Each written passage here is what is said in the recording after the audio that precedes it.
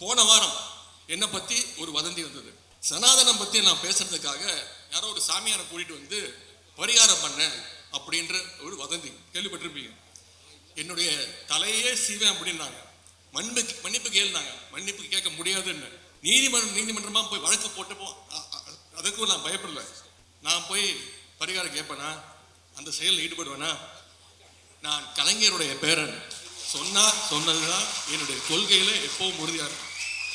இந்த வதந்தியை கூட அந்த வாடகைக்கு விடுவாங்கன்னு சொல்லுவாங்கல்ல, அந்த மாதிரி அதுங்க இதை பரப்பிக்கிட்டு இருந்தாங்க. எல்லோரும் அன்பு செலுத்துகின்ற ஒரு விழா என்றால் அது கிறிஸ்துமஸ் விழா தான். எல்லா மதங்களுமே அன்பை தான் போதிக்கின்றன. ஆனால் மதங்களுடைய பெயரை சொல்லி அரசியல் செய்யும் சங்கிகள் தான் எப்பொழுதுமே வெறுப்பை பரப்புவாங்க. இப்பொழுது சங்கிகள் மட்டுமல்ல, சங்கிகளுடைய ஸ்லீப்பர் செல்லுக்காக இருக்கக்கூடிய பொறுப்பில் இருக்கக்கூடிய சில பேர் கூட இப்ப வெளிப்படையாக வெறுப்பு பிரச்சாரத்தில் ஈடுபட்டு இருக்கிறாங்க. சமீபத்தில் அலகாபாத் உயர் நீதிமன்ற நீதிபதி ஒருவர் இஸ்லாமியர்களுக்கு எதிரான ஒரு கருத்தை பேசியிருக்கிறார். அதை கண்டித்து அத்தனை எதிர்கட்சிகளும் ஓரணியில் நிற்கின்றன. அவர் மீது நடவடிக்கை எடுக்கணும்னு வலியுறுத்தி விவாதம் நடத்த வேண்டும்னு திமுக சார்பில் திமுக கூட்டணி கட்சிகள், காங்கிரஸ் உள்ளிட்ட கட்சிகள்லாம் எம்பிகள்லாம் கையெழுத்து போட்டு கொடுத்துருக்குறோம். ஆனால் அந்த கடிதத்தில் கையெழுத்து போடாத ஒரே இயக்கம் எதுன்னு பார்த்தீங்கன்னா இங்கே இருக்கக்கூடிய அதிமுகன்ற இயக்கம் தான். அந்த பிரச்சனையில் மட்டுமல்ல, சமீபத்தில் நாடாளுமன்றத்தில் அண்ணல் அம்பேத்கரை அவர்களை இழிவுபடுத்தி விதமாக உள்துறை அமைச்சர் அமித்ஷா அவர்கள் மக்களவையிலே பேசியிருக்கார். அதற்கு ஒட்டுமொத்த நாடே வெகுண்டெழுந்தது. நம்முடைய கழகம் சார்பாக இந்த காஞ்சிபுரம் வடக்கு மாவட்டத்தில் கூட ஆர்ப்பாட்டத்தில் ஈடுபட்டோம். இன்று கூட கழகத்துடைய செயற்குழுவில் அமித்ஷாவுடைய பேச்சை கண்டித்து மிகப்பெரிய ஒரு தீர்மானத்தை நிறைவேற்றிருக்கிறோம். நம்முடைய தலைவர் அவர்கள் மிக கடுமையான ஒரு கண்டனத்தை தெரிவித்திருக்கிறாங்க. ஆனால் அதிமுக போய் எதிர்கட்சி தலைவர் திரு எடப்பாடி பழனிசாமி பத்திரிகையாளர்களை பற்றி கேட்டா அவர் என்ன சொல்றாருன்னா, ஜெயக்குமார் என்ன சொன்னாரோ அதுதான் என் கருத்து அப்படின்னு சொல்லியிருக்காரு. இப்படி யாராவது ஒரு கருத்து சொல்லி கேட்டிருக்கீங்களா? சரி, அப்படி ஜெயக்குமார் என்ன சொல்லியிருக்காருன்னு போய் பார்த்தா பாஜக பின் விளைவுகளை சந்திக்கும் அப்படின்னு 10வது சொல்லிட்டு போயிருக்காரு. பாஜகவுக்கு தமிழ்நாட்டில் எப்பவுமே பின் விளைவுகளை சந்திக்கிறதா வேலைங்கிறது ஒட்டுமொத்த தமிழ்நாட்டு மக்களுக்கே தெரியும். வழக்கமாக கிறிஸ்துமஸ் விழா என்றுதான் போடுவார்கள். ஆனால் இந்த விழா சமத்துவ கிறிஸ்துமஸ் விழாவாக இங்கே சிறப்பாக கொண்டாடப்படுகின்றது. அதற்கு முதல்ல என்னுடைய வாழ்த்துக்களை நான் தெரிவித்துக் கொள்கிறேன். இங்கே பேசிய நம்முடைய ஃபாதர் திரு ஏஎம் சின்னப்பா அவர்கள், அவர் கலைஞரோடு நெருக்கமாக பழகியவர், நம்முடைய முதலமைச்சரோடு பழகியவர். இங்கே அவர் என்னை வாழ்த்தி இருக்கிறார். அவர்களுடைய நன்றியை நான் தெரிவித்துக் கொள்கின்றேன். அவர் கலைஞரோடு பழகிய தருணங்களை இங்கே அழகாக எடுத்து சொன்னார். எப்படி கலைஞரிடத்திலே பாட்டு பாடி காமிச்சு பாராட்டை பெற்றாரோ, அவர் பாடுவதில் தான் வல்லவர் என்று நான் நினைத்திருந்தேன். மிமிக்ரியும் நன்றாக செய்கின்றார். அதே போல நம்முடைய அருத்தந்தை திரு ஜோ அருண் அவர்கள் எனக்கு இது தலை கிறிஸ்துமஸ் என்று சொன்னார். அதில் ஒரு சின்ன திருத்தம், இந்த மாவட்டத்தில் நான் கலந்து கொள்கிற தலை கிறிஸ்துமஸ் நீங்கள் எடுத்துக்கொள்ளலாம். நான் பல வருடங்களாக கிறிஸ்துமஸ் விழாவை எப்பவுமே கொண்டாடி தான் இருக்கிறேன். இன்னும் சொல்ல போனால் துணை முதல்வர், அதுவும் தவறு தான். இது இந்த வாரத்தில் மட்டும் நான் பங்கேற்கின்ற 3வது கிறிஸ்துமஸ் விழா. சென்ற வாரம் கோவையில் இதே போல ஒரு சிறப்பான கிறிஸ்துமஸ் நிகழ்ச்சியில் கலந்து கொண்டேன். நேற்று சென்னை கிழக்கு மாவட்டத்தில் நானும் பீட்டர் அல்ஃபோன்ஸும் ஒரு பெரிய சிறந்த விழாவில் சேகர்பாபு ஏற்பாடு செஞ்ச மாவட்டத்தில் கிழக்கு மாவட்டத்தில் ஒரு கிறிஸ்துமஸ் விழாவை நடத்தினோம். இன்றைக்கு காஞ்சிபுரம் வடக்கு மாவட்டம் சார்பாக நடைபெறுகின்ற நிகழ்ச்சியில் பங்கேற்கின்றேன். இந்த வாய்ப்பை எனக்கு தந்த காஞ்சிபுரம் வடக்கு மாவட்ட கழக செயலாளர் மாண்புமிகு அமைச்சர் அண்ணன் தாமு அன்பரசன் அவர்களுக்கும், அதே போல மாவட்ட சிறுபான்மையினர் நல உரிமை பிரிவுக்கும் என்னுடைய நன்றியையும் வாழ்த்துக்களையும் நான் தெரிவித்துக் கொள்கின்றேன். அதே போல மாண்பு முதலமைச்சர் அவர்கள் சார்பாகவும் உங்கள் அனைவருக்கும் என்னுடைய கிறிஸ்துமஸ் தின வாழ்த்துக்களை நான் தெரிவித்துக் கொள்கின்றேன். கிறிஸ்துமஸ் என்றாலே ஒரு கூடுதல் மகிழ்ச்சி எனக்கு ஏற்பட்டுவிடும். ஏனென்றால் எனக்கு விவரம் தெரிஞ்ச காலத்திலிருந்து நான் பள்ளி படிப்பு படிச்சது பார்த்தீங்கன்னா ஒரு கிறிஸ்டின் ஸ்கூல் தான், டான் பாஸ்கோ, எம்மூர் இருக்கக்கூடிய டான் பாஸ்கோ பள்ளியில். அதன் பிறகு மேல் படிப்பு காலேஜ் படித்ததோ ஒரு கிறிஸ்டின் இன்ஸ்டிடியூஷன் தான், லயலா காலேஜில். அதனால தான் பள்ளி படிப்பை முடித்து டான் பாஸ்கோவில் படித்து கல்லூரி படிப்பையும் லயலா காலேஜ் எல்லாமே கிறிஸ்டின் இன்ஸ்டியூட் படித்தது தான். அதனால் கிறிஸ்துமஸ்னாலே எனக்கு கூடுதல் மகிழ்ச்சி தான். எல்லோரும் அன்பு செலுத்துகின்ற ஒரு விழா என்றால் அது கிறிஸ்துமஸ் விழா தான். எல்லா மதங்களுமே அன்பை தான் போதிக்கின்றன. ஆனால் மதங்களுடைய பெயரை சொல்லி அரசியல் செய்யும் சங்கிகள் தான் எப்பொழுதுமே வெறுப்பை பரப்புவாங்க. இப்பொழுது சங்கிகள் மட்டுமல்ல, சங்கிகளுடைய ஸ்லீப்பர் செல்லுக்காக இருக்கக்கூடிய பொறுப்பில் இருக்கக்கூடிய சில பேர் கூட இப்ப வெளிப்படையாக வெறுப்பு பிரச்சாரத்தில் ஈடுபட்டு இருக்கிறாங்க. சமீபத்தில் அலகாபாத் உயர் நீதிமன்ற நீதிபதி ஒருவர் இஸ்லாமியர்களுக்கு எதிரான ஒரு கருத்தை பேசியிருக்கிறார். அதை கண்டித்து அத்தனை எதிர்கட்சிகளும் ஓரணியில் நிற்கின்றன. அவர் மீது நடவடிக்கை எடுக்கணும்னு வலியுறுத்தி விவாதம் நடத்த வேண்டும்னு திமுக சார்பில் திமுக கூட்டணி கட்சிகள், காங்கிரஸ் உள்ளிட்ட கட்சிகள்லாம் எம்பிகள்லாம் கையெழுத்து போட்டு கொடுத்துருக்குறோம். ஆனால் அந்த கடிதத்தில் கையெழுத்து போடாத ஒரே இயக்கம் எதுன்னு பார்த்தீங்கன்னா இங்கே இருக்கக்கூடிய அதிமுகன்ற இயக்கம் தான். அந்த பிரச்சனையில மட்டுமல்ல, சமீபத்தில் நாடாளுமன்றத்தில் ஆனால் அம்பேத்கரை அவர்களை இழிவுபடுத்தி விதமாக உள்துறை அமைச்சர் அமித்ஷா அவர்கள் மக்களவையிலே பேசியிருக்கார். அதற்கு ஒட்டுமொத்த நாடே வெகுண்டு எழுந்தது.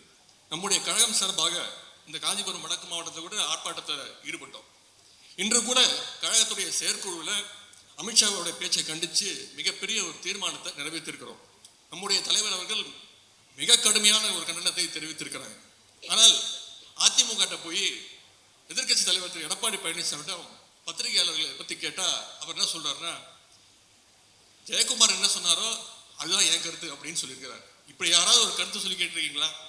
சரி, அப்படி ஜெயக்குமார் என்ன சொல்லியிருக்காருன்னு போய் பார்த்தா பாஜக பின் விளைவுகளை சந்திக்கும் அப்படின்னு 10வது சொல்லிட்டு போயிருக்காரு. பாஜகவுக்கு தமிழ்நாட்டில் எப்பவுமே பின் விளைவை சந்திக்கிறதா வேலைங்கிறது ஒட்டுமொத்த தமிழ்நாட்டு மக்களுக்கே தெரியும். அது மட்டும் இல்லை, மாநிலங்களை ஒழித்திட வேண்டும்னு, மாநிலத்துடைய உரிமைகள்லாம் ஒழித்திட வேண்டும்னு பாஜக இன்றைக்கு ஒரே நாடு ஒரே தேர்தல் திட்டத்தையும் கொண்டு வருது. அதையும் அதிமுக ஆதரிக்கின்றது. மாநில சுயாட்சி நாயகர் பேரறிஞர் அண்ணாவுடைய பேரை கட்சி பெயரில் வச்சுக்கிட்டு மாநிலங்களுக்கு எதிரான ஒரே நாடு ஒரே தேர்தல் திட்டத்தை எடப்பாடி பழனிசாமி ஆதரிக்கிறார் என்றால் இதை பெற மிகப்பெரிய ஒரு வெட்கக்கேடு என்ன இருக்கு? அது மட்டுமல்ல, புயல் பாதிப்புக்கு நம்முடைய முதலமைச்சர் நிவாரண நிதியாக ஒன்றிய அரசு கிட்ட 6000 கோடி வேணும்னு கேட்டார். ஆனா ஒன்றிய அரசு தமிழ்நாடுக்கு கொடுத்தது எவ்வளவு தெரியுமா? வெறும் 945 கோடி. நாம கேட்டது 6000 கோடி. ஆனால் ஒன்றிய அரசு தமிழ்நாட்டுக்கு ஒதுக்குறது வெறும் 945 கோடி. அம்பேத்கரை பாஜக கொச்சப்படுத்தினா திட்டினா அதற்கு அமைதி, சிறுபான்மையினருக்கு எதிராக பேசினால் அதற்கும் அமைதி, தமிழ்நாட்டுக்கு நிதி தரனாலும் அமைதி. அந்த அளவுக்கு பயம். இதுதான் இன்னைக்கு அதிமுகவோட நிலைமை. கழக அரசின் மீது எந்த குற்றச்சாட்டையும் அவங்களால சொல்ல முடியல. அதனாலதான் வெறும் வதந்தியை பரப்பிட்டு இருக்காங்க. போன வாரம் என்னை பத்தி ஒரு வதந்தி வந்தது. சனாதனம் பத்தி நான் பேசுறதுக்காக யாரோ ஒரு சாமியாரை கூட்டிட்டு வந்து பரிகாரம் பண்ண அப்படின்ற ஒரு வதந்தி கேள்விப்பட்டிருப்பீங்க. என்னுடைய தலையே சீவேன் அப்படின்னாங்க. மன்னிப்பு கேளுனாங்க. மன்னிப்பு கேட்க முடியாதுன்னு நீதிமன்றமா போய் வழக்கு போட்டப்போ அதுக்கும் நான் பயப்படல. நான் போய் பரிகாரம் கேட்பேனா? அந்த செயலில் ஈடுபடுவேனா? நான் கலைஞருடைய பேரன். சொன்னதுதான் என்னுடைய கொள்கையில எப்பவும் உறுதியா இருக்கும். இந்த வதந்தியை கூட அந்த வாடகைக்கு விடுவாங்கன்னு சொல்லுவாங்கல்ல, அந்த மாதிரி அதுங்க இதை பரப்பிக்கிட்டு இருந்தாங்க. பிறப்பால் ஏற்றத்தாழ்வு சொல்லும் எதையும் எப்பொழுதுமே எதிர்ப்போம். சமத்துவ சமுதாயம் அமைப்பதுதான் எங்கள் இலக்கு என்பதை மீண்டும் உறுதி செய்த விரும்புகின்றேன். இந்த நேரத்தில் ஒரு சின்ன கதை, 2 நிகழ்வு மட்டும் இங்க குறிப்பிட நான் விரும்புகின்றேன். இங்க நான் பீட்டர் அல்போன்ஸ் பேசும்போது சொன்னார், இந்த கிறிஸ்துமஸ் விழாவை நாமளும் கொண்டாடி கொண்டிருக்கிறோம். எதிர்கட்சி தலைவர் எடப்பாடி பழனிசாமி அவர்களும் நேற்று ஒரு நிகழ்ச்சியில கலந்து கொண்டிருக்கிறார். ஒன்றிய பிரதமர் மோடி அவர்களும் கிறிஸ்துமஸ் நிகழ்ச்சியில கலந்து கொள்கிறார். ஆனால் இந்த நிகழ்ச்சிக்கும் அவங்க கலந்து கொள்கிற நிகழ்ச்சிக்கும் ஒரு வித்தியாசம் இருக்கு. இது இந்த சின்ன கதையை கலைஞர் அவர்கள் தான் உண்மையாக சொல்லியிருக்கிறார். ஒரு பாலைவனம், அந்த பாலைவனத்துல ஒரு பாம்பு ஊர்ந்து வருகின்றது. வெயிலோட தாக்கம் அதிகமா இருக்கு, சூடு, மண்ணுடைய சூடு அதிகமா இருக்கு. அந்த பாம்பால ஊர்ந்து செல்ல முடியல. உடனே என்ன பண்ணுது, அதோட தலையும் உடம்பையும் தூக்கிட்டு வெறும் வால்ல ஊர்ந்து போயிட்டு இருக்கு. அந்த தலையும் பாம்புடைய தலை மற்றும் உடலுடைய நிழல் அந்த மண்ணில் படுது. அதுல ஒரு தவளை வந்து தங்கிக் கொள்ளுது. வெயில் தாங்க முடியாம நிழல் இருக்கேன்னு சொல்லி வந்து தங்கிக்கிட்டு, அந்த பாம்பு தலையை குனிஞ்சு கீழே பார்க்காத வரைக்கும் தான் அந்த தவளைக்கு பாதுகாப்பு. கீழே பார்த்துச்சுன்னா தவளையோட என்ன நிலைமைன்னு உங்களுக்கு தெரியும். அதே மாதிரி இன்னொரு கதை இருக்கு. அதே பாலைவனத்துல ஒரு ஆண் மாட்டுக்குட்டி குட்டி மானும் அதோடைய குட்டி மானும் வெயில்ல நடந்து வந்துட்டு இருக்கு. அதே பாலைவனத்துல வெயில் சூட்டினால அந்த குட்டி மானால நடக்க முடியல. உடனே தாய்மான் ஒரு பக்கம் நின்று கொண்டு கீழே நிழல் விழுற மாதிரி நின்றுக்குது.